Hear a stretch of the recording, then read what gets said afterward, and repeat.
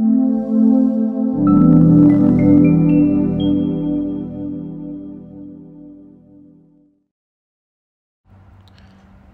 I want to speak to you about commit to a life of integrity. Commit to a life of integrity. Integrity is the quality of being honest and having strong moral principles. It is a character trait that Jesus exemplified throughout his life. Jesus lived a life of perfect integrity, always doing what was right and just, never compromising his principles or values. Jesus taught with integrity, never twisting or distorting the truth. His teachings were always consistent with God's word. Jesus' action always matched his word. He lived out his teachings, demonstrating his integrity through his actions. Jesus treated everyone with respect and dignity, regardless of their social status or background. His interaction with others were always characterized by honesty and integrity. Commit to a life of integrity. Integrity is vital to leadership. People will not follow people they cannot trust. The importance of integrity is not just for church leaders. Every Christian is called to a life of integrity and truthfulness. Upright character is an important ingredient in any person's life. Character is the guard of your reputation and a necessity for success in any sphere of life. Without it, nations, businesses, churches, and families crumble and fall into moral disarray. However important as character is, there is something that is even more important, and that is integrity. Even more important, and that is integrity. So what does this life of integrity look like? And how can we live out such a life? The word integrity occurs 16 times in the Bible and is without a doubt one of the most important words in the scriptures.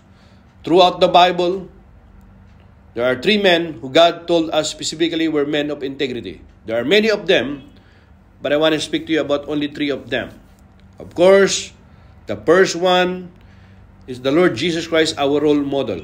But I want to speak to you, at least there are 3 of them who God told us specifically were men of integrity. The first of this, and with him the first mention of integrity in the Bible is found in Genesis chapter 20. The man was the heathen king Abimelech. I'm going to explain to you about that. And also David in 1 Kings chapter 9 verse 14 is the second man we find who God described as having integrity. The third is Job. And the Bible refers to Job's integrity 4 times. At least 4 times. It was his integrity that kept Job from cursing God when he lost his children, his possessions, and his health. God acknowledged Job's integrity to Satan in Job chapter 2 verse 3. And Job's wife recognized it as well when she asked him in verse 9, "Dost thou still retain thine integrity? Curse God and die." Job refused. And later in Job chapter 27 verse 5, he said, "Till I die, I will not remove mine integrity from me." Job said, "Till I die, I will not remove mine integrity from me." What is integrity? I have found 3 definitions of integrity in the dictionary. First, integrity is the condition or quality of being complete, undivided, or unbroken wholeness. Second, integrity is an impaired condition. An impaired condition. The third definition is moral soundness or uprightness. 7 ways to live a life of integrity. Number 1, holding integrity in your heart. Genesis chapter 20, verse 1 to 8. Holding integrity in your heart. Genesis chapter 20, verse 1 to 8. 20 verse 1 to 8, it says that, "And Abraham journeyed from there to the south and dwelt between Kadesh and Shur and stayed in Gerar. Now Abraham said of Sarah his wife, she is my sister, and Abimelech king of Gerar sent and took Sarah. But God came to Abimelech in a dream by night and said to him, indeed, you are a dead man. Think about that. You are a dead man because of the woman whom you have taken, for she is a man's wife. Wala kang kamali-mali, isang gabi natutulog ka. At sa iyong panginig, nagpakita sa iyo ang Panginoon, sabi niya, indeed, you are a dead man.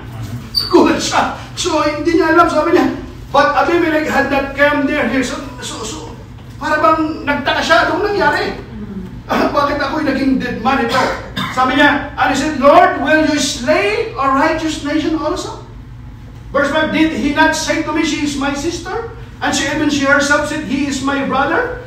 In the integrity of my heart, sabi niya, in the integrity of my heart and innocence of my hands, I have done this. Sabi niya, malinis ang konsensya ko. Di ba sabi niya, kapatid niya, kaya ko naman po siya kinuha. Sabi niya gano'n. And God said to him in a dream, yes.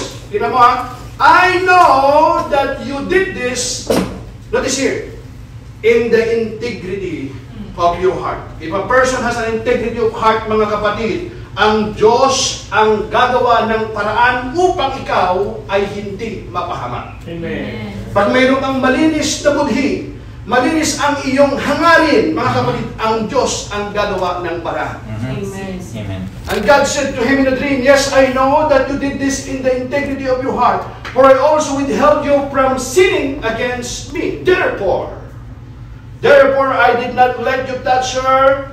We're very much afraid. Now, therefore, restore the man's wife.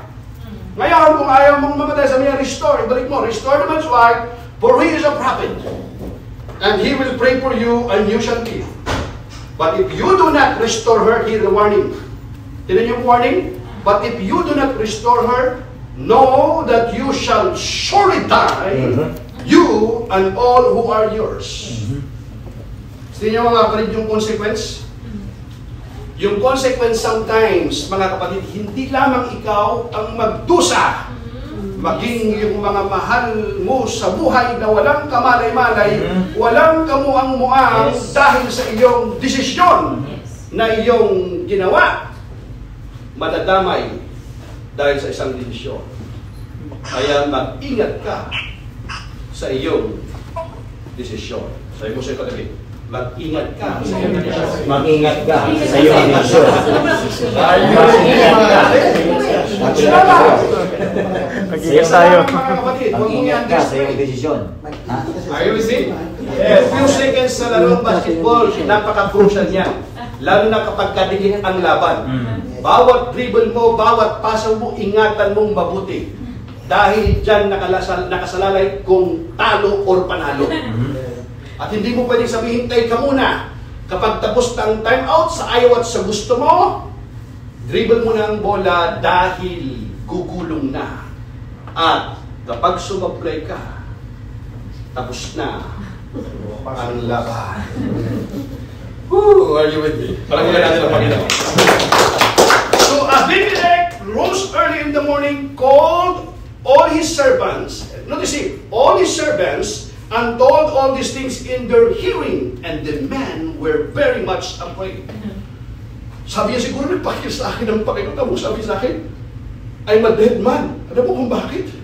Propeta pala yung asawa pala niya yun. Ako po. Sabi siguro, magpadali ka, ibalik mo. Kaya nung pumunta sila, if you read yung whole context, takot na takot siya. Sabi niya, bakit mo ginawa sa akin to? Panginoon, alam mong mayroon akong malinis na budhi. You know that the integrity of heart of God. Kita niyo mga kapatid? Mga kapatid, look at me. God is working behind the scene. Kahit na walang nakakita, mayroong Diyos na nakakita sa iyong ginagawa. Kaya mga kapatid, gumawa ka lang ng mabuti, ipagpatuloy mo kahit walang magsabing thank you, kahit walang mag-appreciate sapagkat mayroong Diyos na nakakita. Amen. So in Genesis chapter 20, the Bible referred to the integrity of Abimelech's heart. Number 2, integrity, your guide and guard. Proverbs 11:3 says, the integrity of the upright shall guide them, but the perverseness of transgressors shall destroy them. Shall destroy them. Ang pamumuhay ng may katapatan ang gagabay sa taong matuwid. Ngunit ang taong mandaraya ay mapapahamak dahil hindi tama ang kanyang pamumuhay. Transgressors shall destroy them. Shall destroy them. The integrity of the upright shall guide them. Ang pamumuhay ng may katapatan ang gagabay sa taong matuwid. Ngunit ang taong mandaraya ay mapapahamak dahil hindi tama ang kanyang pamumuhay. Are you with me? Amen. If you have integrity, it will serve as a guide to you, directing you in the way you ought to be going. Psalms chapter 25 verse 21 says, "Let integrity and uprightness preserve me, for I wait on thee." Dahil namumuhay ako ng matuwid at walang kapintasan at umaasa sa inyo, naway maging ligtas ako. Preserve me, for I wait on thee. Tignan niyo po mga kapatid sa Psalms. Napakahalaga ng may integrity. We live in a world, mga kapatid, na walang security, kulang sa tiwala. That's why, pagka pumapasok tayo ng bahay, we close our door. Yung ating pong sasakyan, we close also the door of our car. Kahit saan tayo magpunta, sinisecured po natin. Bakit? Kasi alam natin na mahirap magtiwala. Dahil napakaraming mga manloloko. Are you with me? Amen. Kung gaano napakarami ang manloloko, marami din ang nagpapaloko. Kaya mayroon po sa atin minsan nang naloko. At kung ayaw mong aminin, ikaw yung nanloko. Sabi mo sa iyong katabi, hindi ako yun. Hindi ako yun. Nakikinig si Kristo, tuwan-tuwa si Kristo. Hindi ako yun, pre. Amen? It was the integrity of his heart that saved Abimelech's life. Kung hindi dahil sa kanyang integrity, tapos na siya. Wala na yung kanyang kingdom, wala na yung kanyang ari-arian.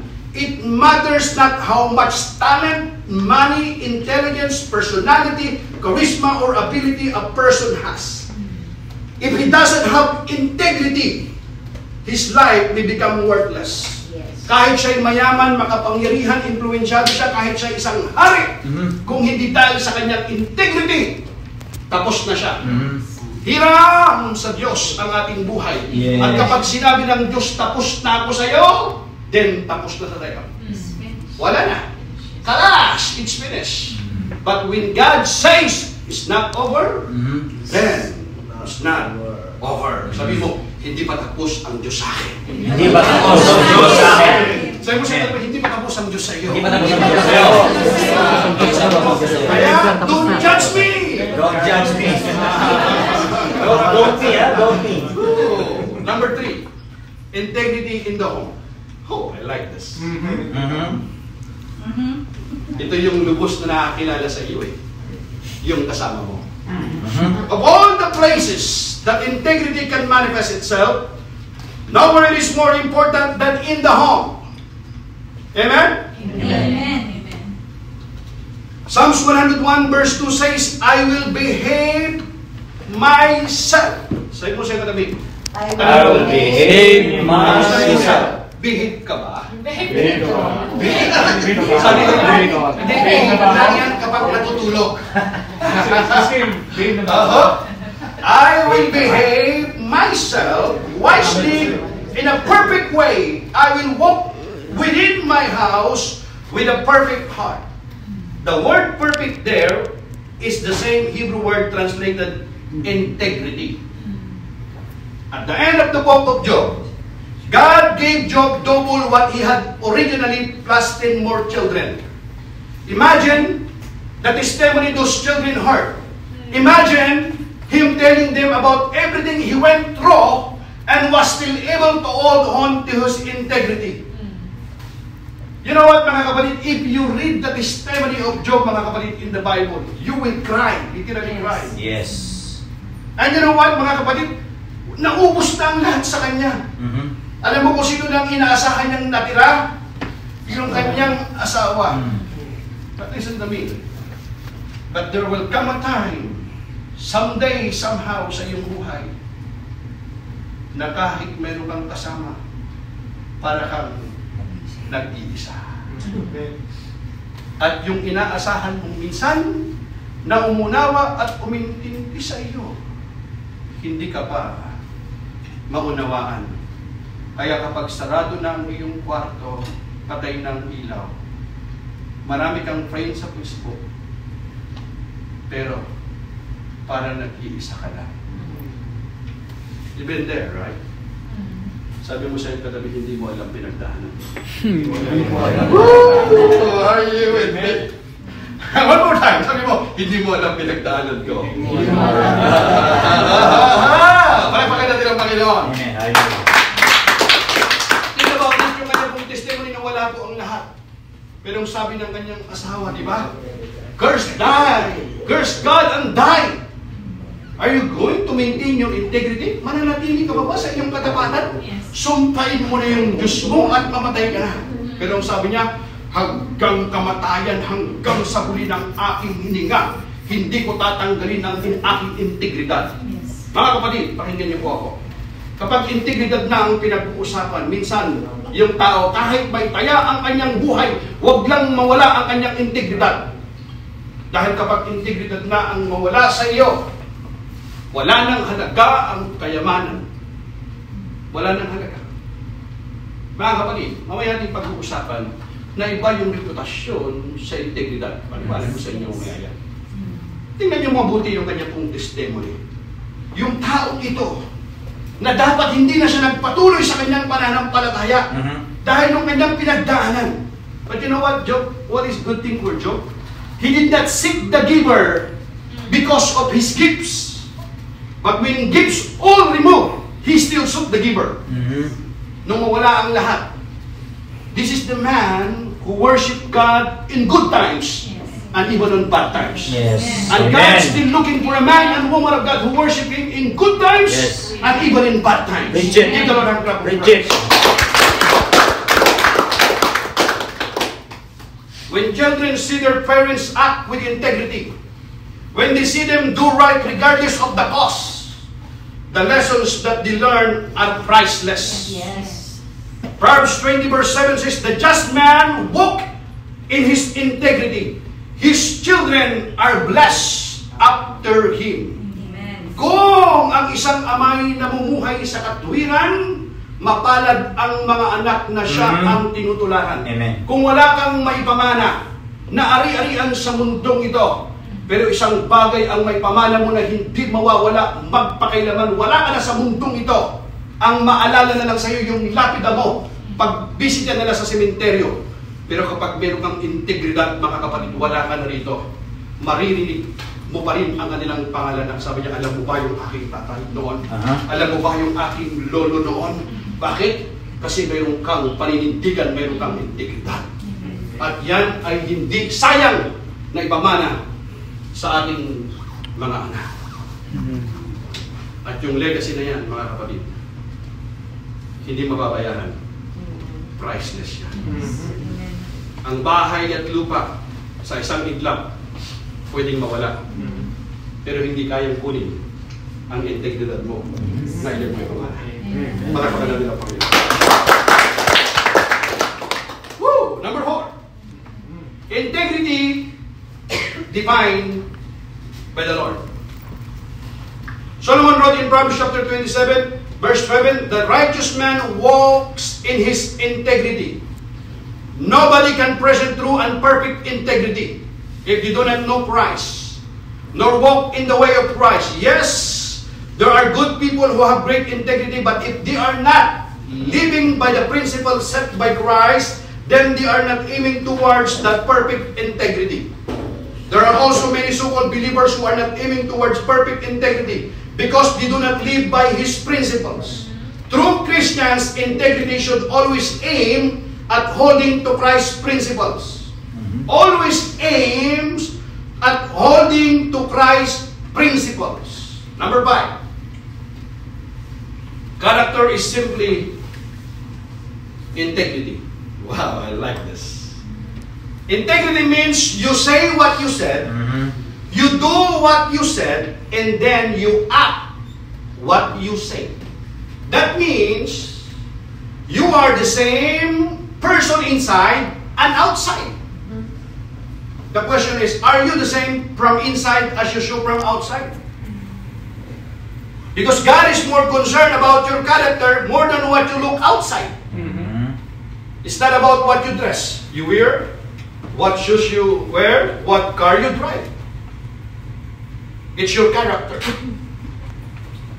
The Bible says, but the Lord said to Samuel, do not look at his appearance or at his physical statures, because I have refused him. For the Lord, listen to this, for the Lord does not see as man sees. For man looks outward. For man looks at the outward appearance, but the Lord look at the heart. Amen? People tend to judge the character and word of others by looking at outward appearances. If a person is tall, good-looking, well-built, and tastefully dressed, then he or she possesses physical qualities that humans generally admire and respect. Often these are the physical qualities we seek in a leader. But God has the unique ability to see inside a person. God knows our true character because He looks at the heart. Alam ng Panginoon yung laman ng ating puso. Wala tayong may natago sa Kanya. Listen to this. Appearances can be deceiving. The outward appearance doesn't reveal what people are really like.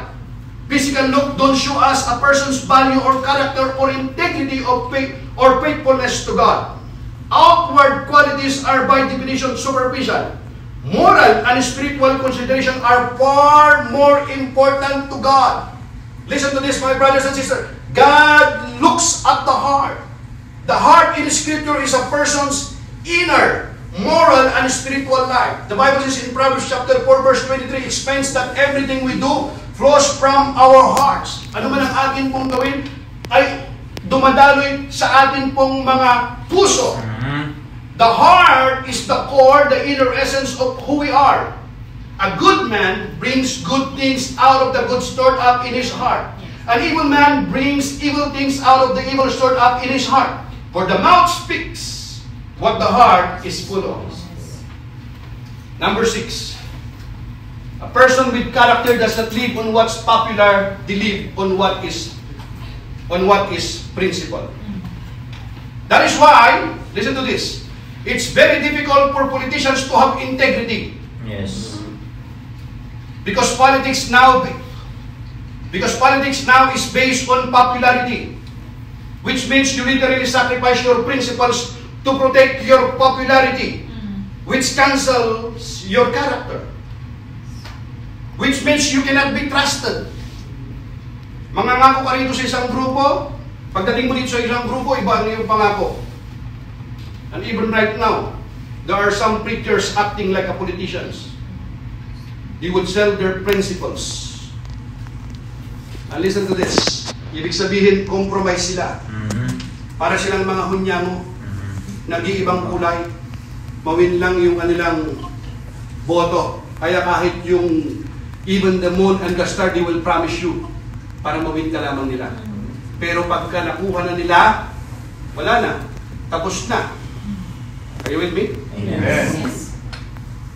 If you're afraid of people, forget about it. You're going to compromise. We can either make compromises and go with the flow, or we can stand our ground and live for the Lord. We should preach the whole counsel of God. First of all, character is a commitment to a set of values without compromise. What are values? Values, the things that you value, simple as that. What are the things that you value the most? Kaya nga, values eh. What are the things that you value? If you value your marriage vow, you will never commit adultery. So when a person commit adultery, they don't value their marriage, nor their marriage vow. Simple as that. See, your values will protect you. A person without character will see one thing, do another and promise something else. So you never know who you're talking to when you are talking to them. No integrity. Kaya hindi mo kilala kung sino yung kausap mo. Are you with me? Kilala ba kayong gano'n? Yes.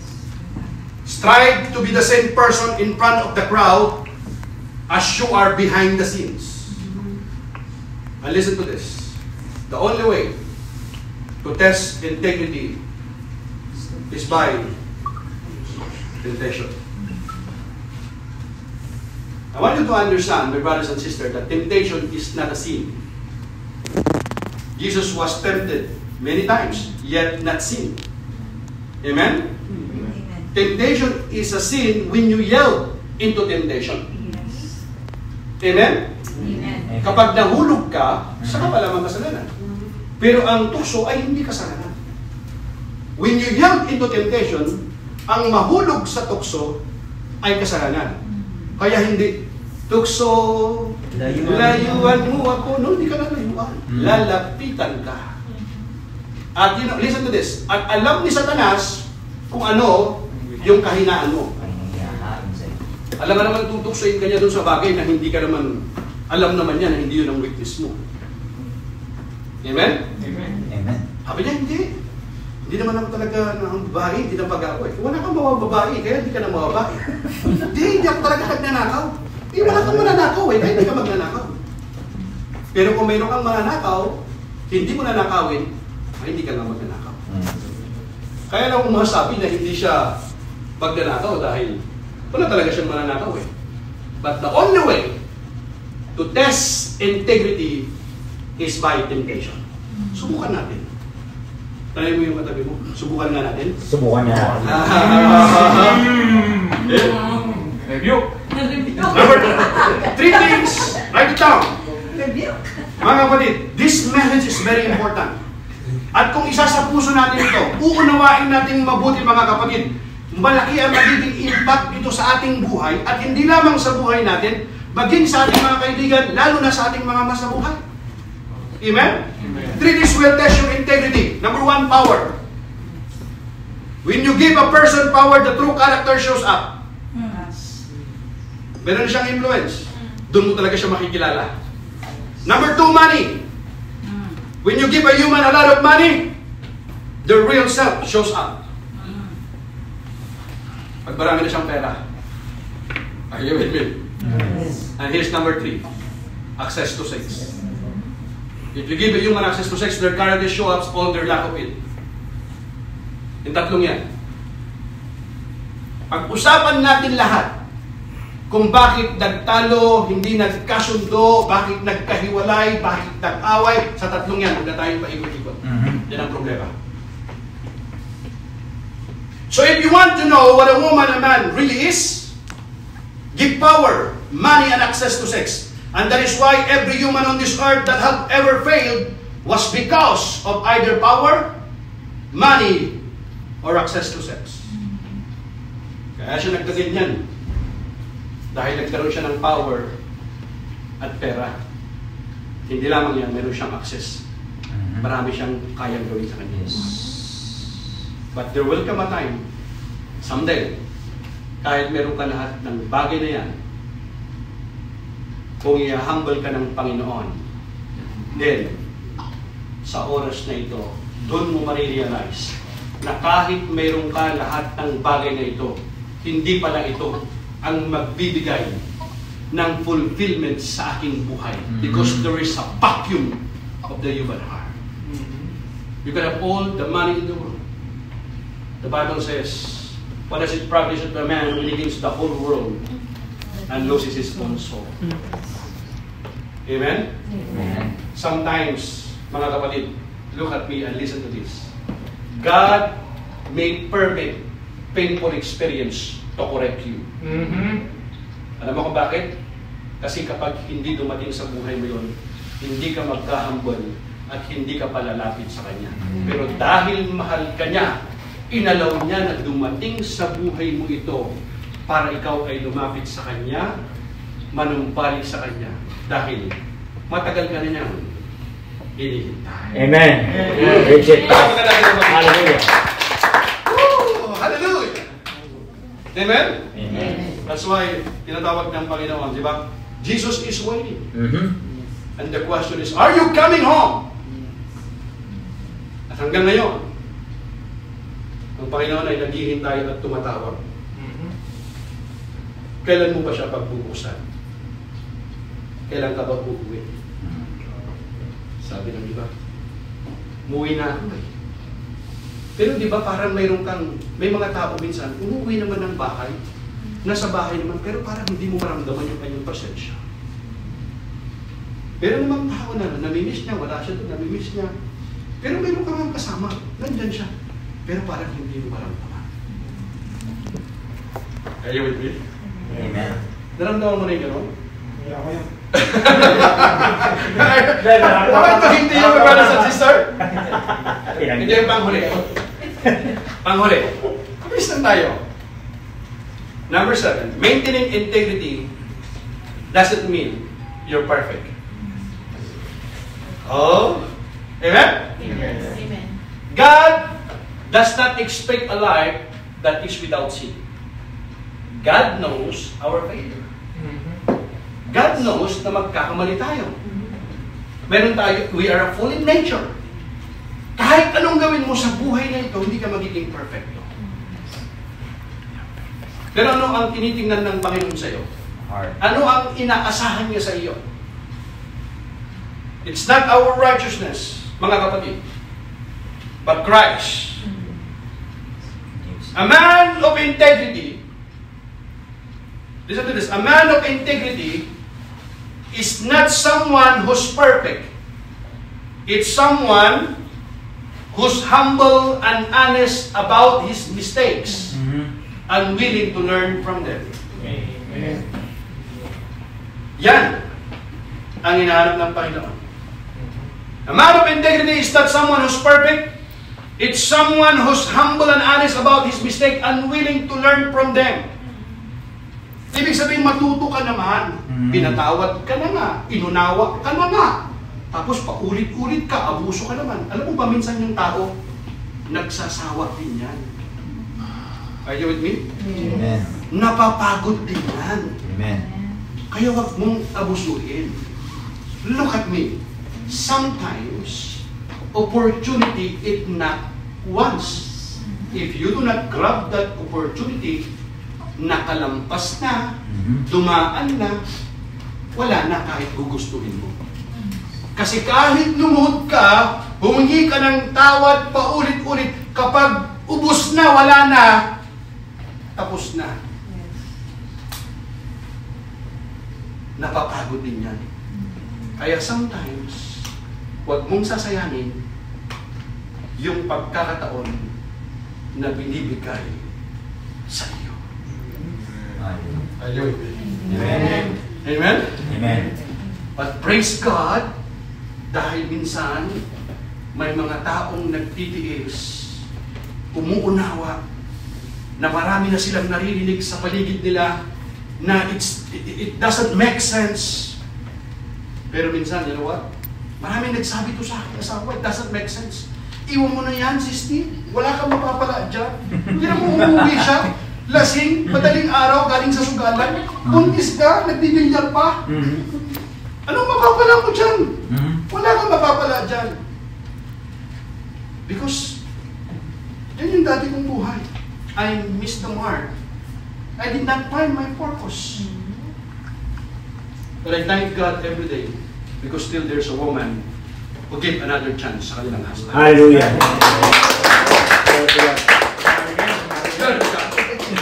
Amen. Bigyan mo yung jacket yan. Jacket na. Oh, praise the Lord. Amen? Amen. Hindi lahat ng kapatid nabibigyan ng pagkakataon. Kasi kahit gugustuhin mo na minsan, sabi nga nila, ubos na yung luha. Wala na. Wala na kung may bibigay, ubos na. But praise God, kung wala nang may ibibigay sa'yo, suko na yung iba sa'yo, pero mayroong Diyos. Preacher. Dahil Diyos susuko Amen. Hallelujah!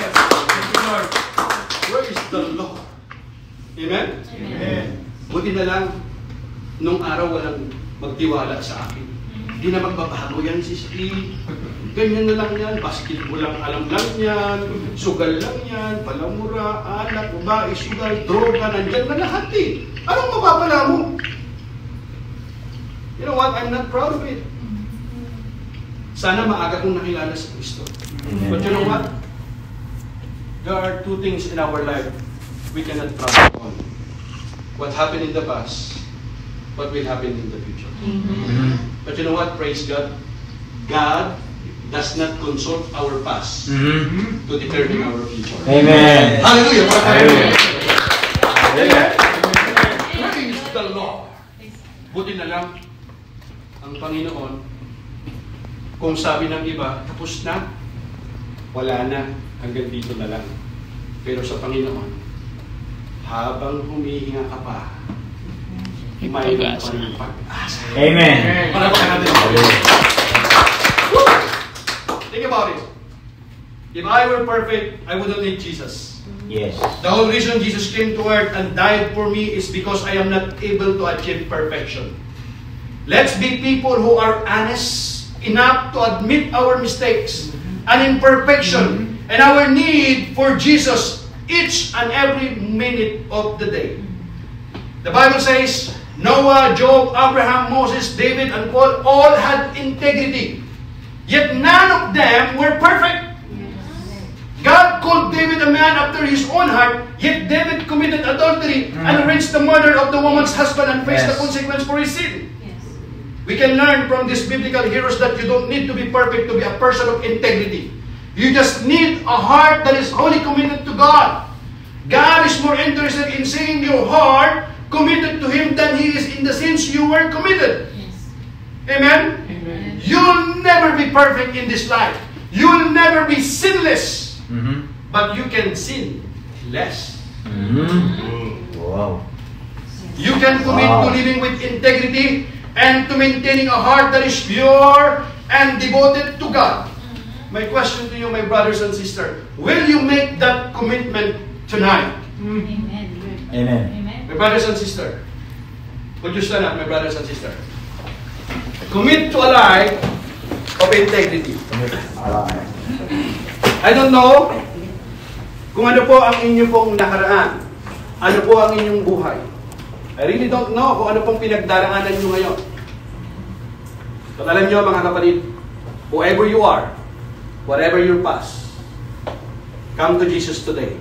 Come as you are. Even those of you who are watching, listening, and maybe some of you here, you know, sa iyong sarili. While every head bow when I close, my brothers and sisters, while every head bow when I close, if you know sa iyong sarili, that you are not living right or your heart is not right with God. But tonight, you hear your message, you want to make it right. Maybe you are not sure kung you are praying, you go to church, but seems that parang hindi mo nararamdaman yung presensya ng Diyos sa inyong buhay. Maybe there are things in our life that we need to surrender. Come to Jesus tonight. While every head bow and I close, my brothers and sisters. Kung alam mo na nangungusap sa iyo ang Panginoon, kung alam mo na ang mensaheng ito, nangusap sa iyo ang Panginoon, gusto kitang ipanalangin. I don't have even an inch of condemnation. Ako rin, once I was lost. Once I was blind. Pero alam niyo mga kapatid, ang Diyos patuloy na nagbabago ng buhay. Amen.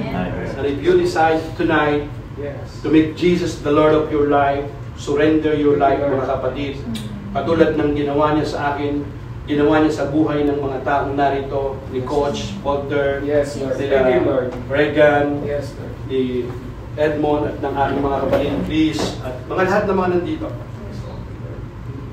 Mga kapatid, I want you to pray this simple prayer. While every head bow and eye close, just say this prayer. Heavenly Father, I come to you today with a humble heart. I repent of my sins. Repent of my sins. Please forgive me. Please forgive me. Lord Jesus, Lord Jesus, I believe I believe you died on the cross You died on the of cross Calvary, of Calvary, and you rose again. and you rose again. Lord Jesus, Lord Jesus, be my Lord, be my and Lord Savior. and Savior. Thank you Thank for you forgiving my sins. for forgiving my Thank you sins. for the eternal life. Thank you for the Lord eternal Jesus, life. Lord I Jesus, surrender my body, I surrender my soul, soul, my spirit, my spirit, my family, family, my dreams. my dreams. I surrender everything to you. I surrender Thank you, Lord everything to you. Jesus. Thank you, Lord Jesus. This I pray. This I pray. In Jesus' name. In Jesus' name. Amen and Amen. amen.